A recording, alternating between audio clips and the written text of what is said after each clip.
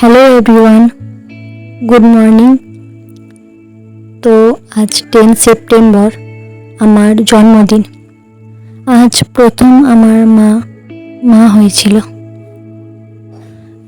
জন্মদিন এমন একটা দিন যে দিনটার জন্য আমরা সারাটা বছর অপেক্ষা করে থাকি।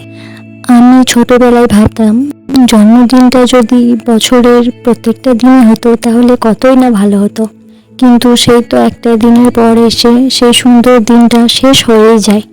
আবারও একটা বছরের অপেক্ষা। তখন খুব মন খারাপ করতো, কিন্তু এখন এসে মনে হয় আমাদের প্রত্যেকটা দিনই জন্মদিনের মতো করে বাঁচা উচিত। প্রত্যেকটা মুহূর্ত উপভোগ করা উচিত, আনন্দ করে কাটানো উচিত। কারণ কে বলতে পারে हम रहे या ना रहे कल याद आएंगे ये पल